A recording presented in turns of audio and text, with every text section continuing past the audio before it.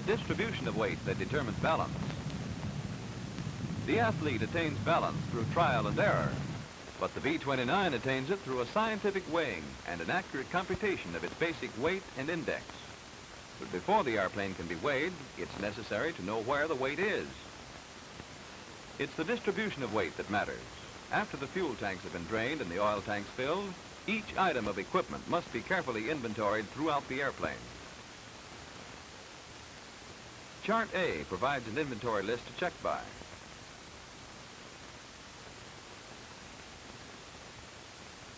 A check mark in the In Airplane column indicates that the equipment is in the airplane. Any item not in the airplane is marked with a 0. The removal of an item should have been entered on Chart C with the necessary weight computations. If it is, no further checking of the item on Chart A is necessary.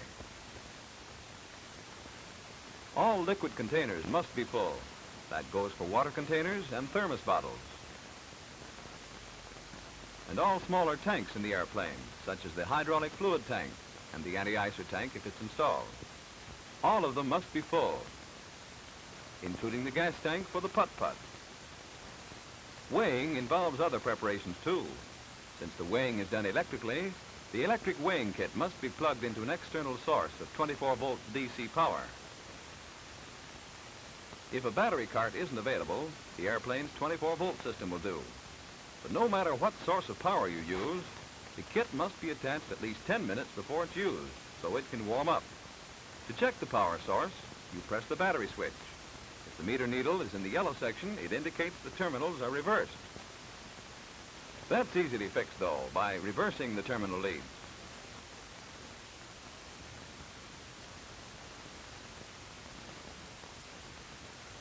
Now the needle's where it belongs, on the left.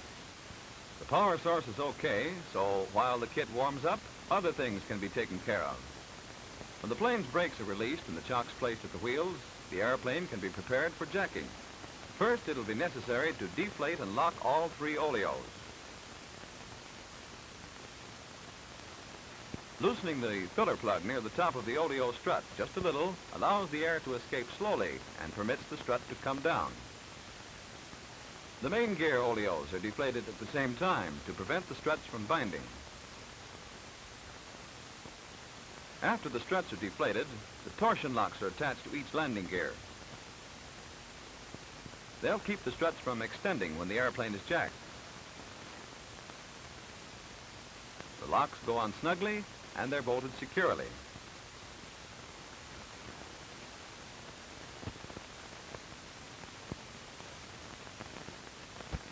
When the oleo struts are taken care of, the jacks can be moved into place and centered under the airplane's jacking cones. In this way, each jack can be placed very near its final position and they can be extended, but leave enough space under the jacking pads for the cells. Before the airplane can be jacked, it's necessary to attach the cells to the electric cables. When you connect the cells, don't let the nut on the cannon plug do all the pulling. Push the plug in as you turn the nut. When the cells are firmly attached to the cables, they can be zeroed.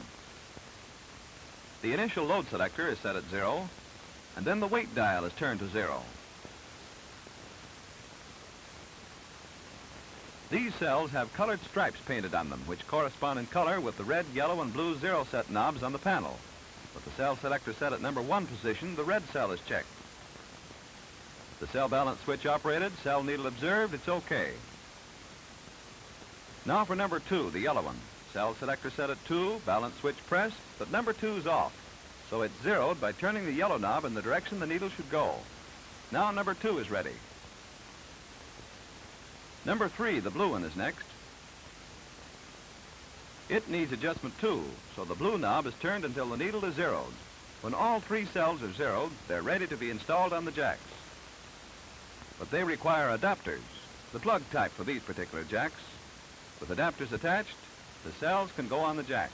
The red cell on the nose jack, the yellow one, number 2, on the left wing jack, and the blue one, number 3, on the right wing jack.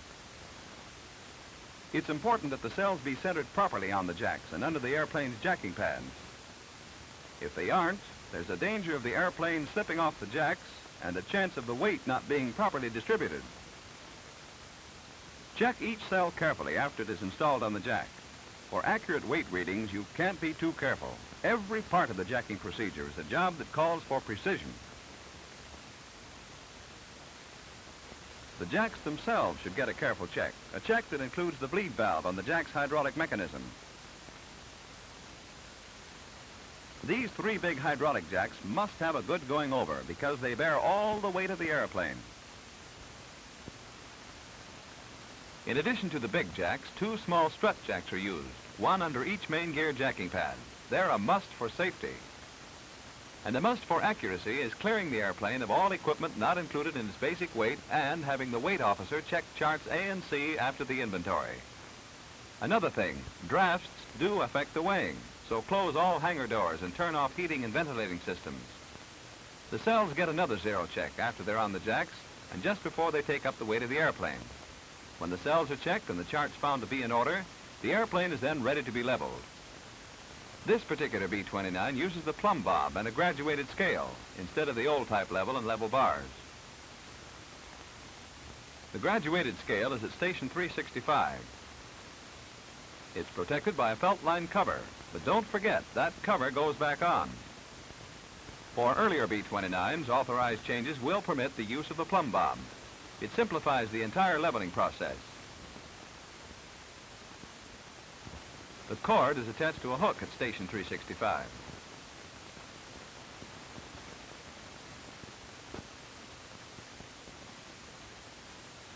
When everything's set, you're ready to start jacking.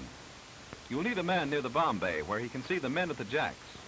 The nose, the left main, the right main, and the tail safety jack. Bring up all jacks slowly and smoothly, but always with the wing jacks a little ahead of the nose jack.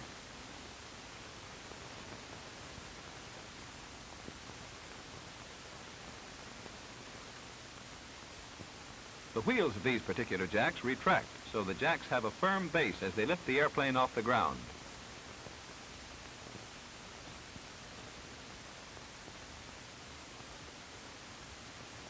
To keep the big jacks from ramming into the wings if a cell should slip, have the smaller jacks under the main gear brought up at the same time. That goes for the tail jack too, always about a ½ inch from the jacking pad. Keep an eye on the cells as the plane goes up. It shouldn't go up very high, just enough to clear the ground. And when it does, it's time to check the airplane's attitude to see what leveling is necessary. The bob is to the left of the center line. That means the left wing is a little too low. It may seem like a lot of work getting a B-29 perfectly level, and in a way it is, but if the leveling isn't accurate, you may as well forget the whole business. Hold it. Lateral attitude's okay. It's still off longitudinally. So the nose will have to come up.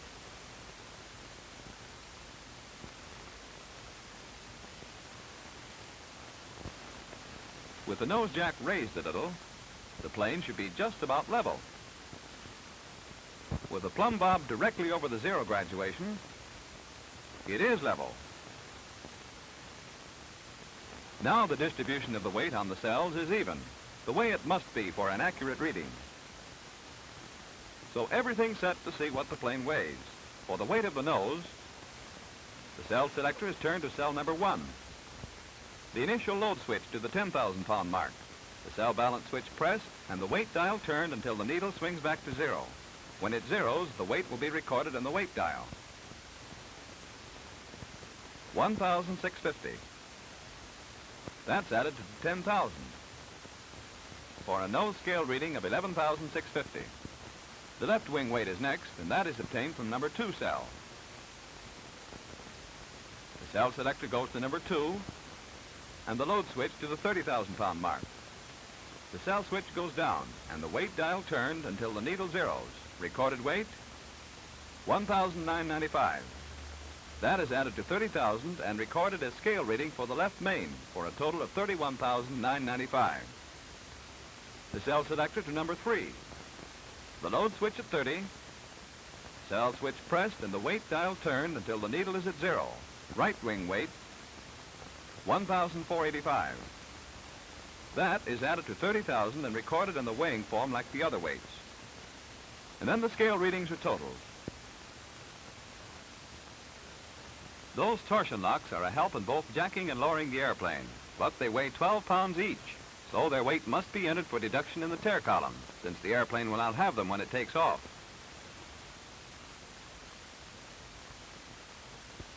The lock weights are the only weights that can be deducted as tear in electric weighing.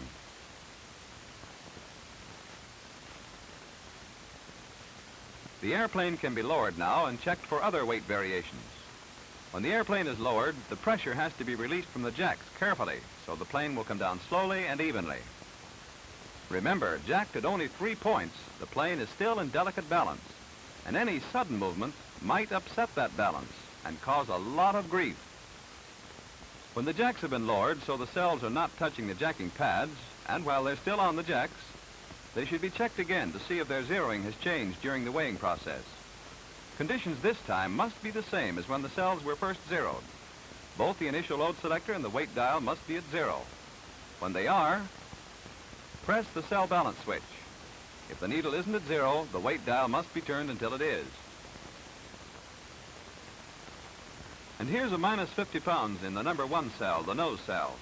Split that in half, reading 25 pounds. That is added to the nose scale reading after deducting the 12 pounds tear, and the total then listed in the net weight column. For a plus reading on the weight dial, you split the difference and subtract it from the scale reading. Be sure to check each cell. Number 2, okay. And so is number 3. The needle is at 0. The electric kit will give you the weights and the weight variations, and that's about all. The rest of the weighing process is simply arithmetic. But the figures the kit gives you are accurate, and to make sure it will always give accurate readings, take care of it. If the cable to the battery cart has been kept off the floor, it'll be clean enough to stow in the kit as it is. If it hasn't been, wipe it with a clean, dry cloth. And those cells, they're delicate, sensitive instruments. Dust and dirt in them are as bad as lighted dynamite. Each cell must get a light coating of oil and then be cleaned with a dry cloth.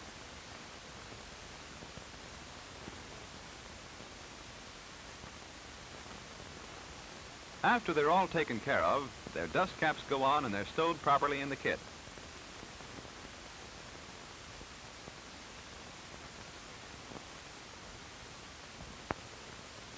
The cell cables will always be on the floor, so they also are wiped with a clean cloth.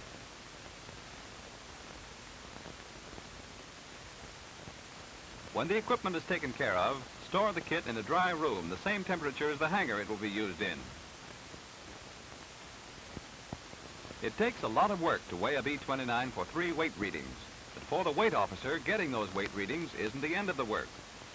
In a way, it's just the beginning, for they're used to get the plane's basic center of gravity. But to get that, we need a couple more figures. We need the arms for the wing and nose jacking points.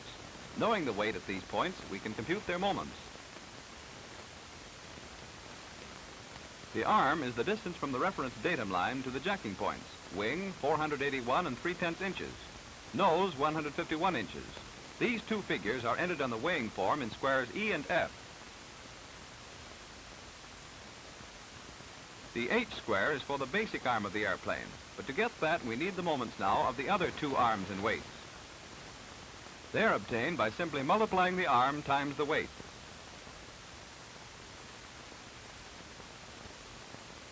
That is, the moment of the 2 wing weights is the sum of the wing weights times their arm of 481.3.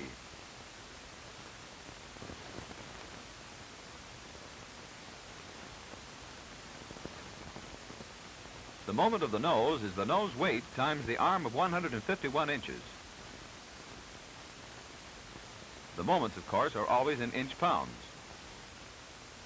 The nose and wing moments are totaled for the airplane's net moment.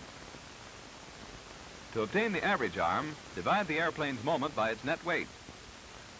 The average arm is the center of gravity in inches. It goes in the H square. It is then transferred to the back side of the weighing form, with the net weight and moment figures.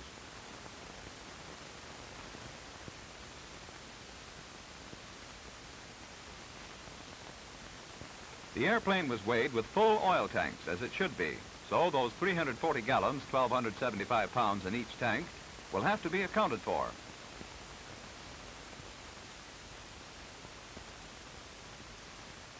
Their arms are given on the miscellaneous data page. 402 and 378 inches. They are recorded on the weighing record as listed. Their moments are the result of the arms times the weights of the oil.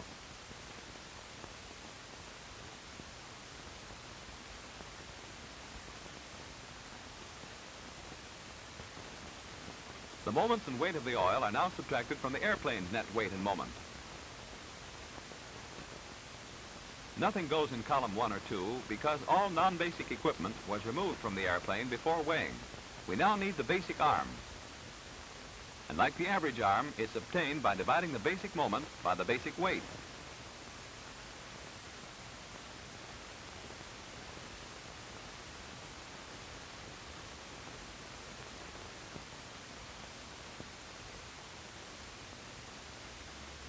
The only figure lacking now is the basic index, and there's a formula for finding it inscribed on the load adjuster under the slide. The index figure is not the center of gravity of the airplane. It is the basic arm computed as basic index for load computations. The basic arm we found to be 431 4/10 inches. That is subtracted from 445.5. The basic weight for this airplane is 72,569 pounds, which is multiplied by 14.1. The result then divided by 25,000, and the quotient subtracted from 110. The index in this case is 69.1. It is posted on the weighing record. Under remarks can be noted that the airplane was weighed with the electric weighing kit at stations 481.3 and 151. The computed weight, moment, and index are posted on chart C. The index is the last figure entered on the weighing record, and the last figure posted on chart C. It was for this figure that the airplane was weighed. For upon this figure, all subsequent loadings of the airplane will be based. The flight engineer uses this index as his starting point for loading the airplane. The hairline of the indicator crosses 69.1, the basic index, and the oil is loaded, 340 gallons.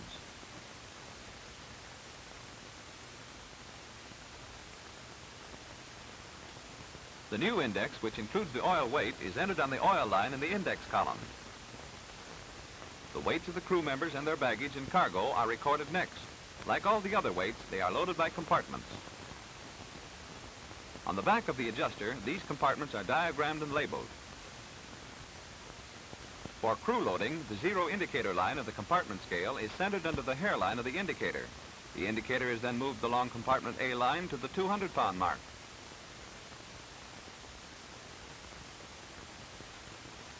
The new index is recorded, and the weight for each compartment is computed in this way, until the minimum landing gross weight and index are accounted for. Then expendable items are loaded, ammunition first. The zero line for the compartment scale is used, and the ammunition loaded by compartment. The weight of ammunition for each compartment is loaded and recorded, and then the bombs are loaded. The bomb loading scales are on the left end of the slide. Forward bomb loading on the top scale, the rear bomb loading on the bottom scale. 5,000 pounds of bombs in each bay.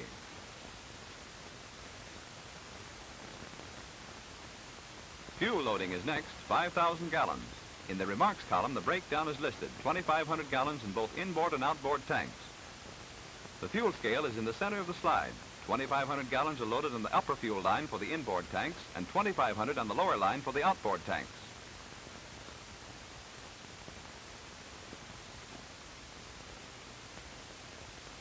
The last index, which includes the fuel weight, is also posted as index for takeoff condition, uncorrected.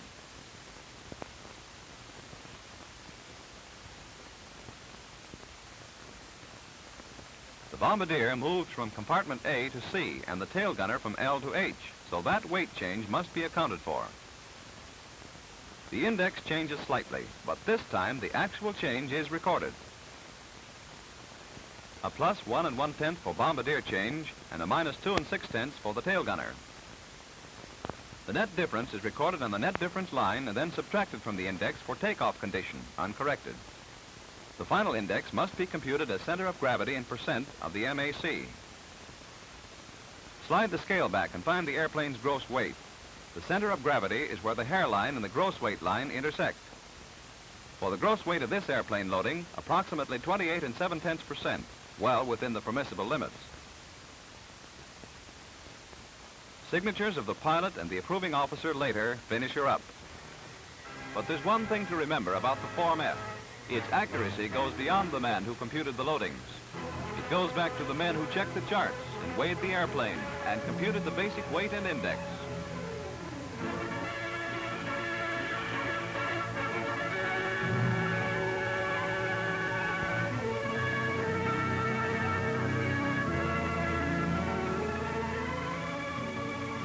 Determining the basic weight and balance of a B-29 is something like winning a war. Many men do many jobs, and they do them well. Men are responsible to themselves and to the men they work with. Each man of the flight crew is responsible to see to it that nothing is brought into the loaded airplane, taken from it, or moved from one compartment to another before takeoff unless load computations are revised accordingly. All along the line, responsibility and accuracy for the lives of men are in balance.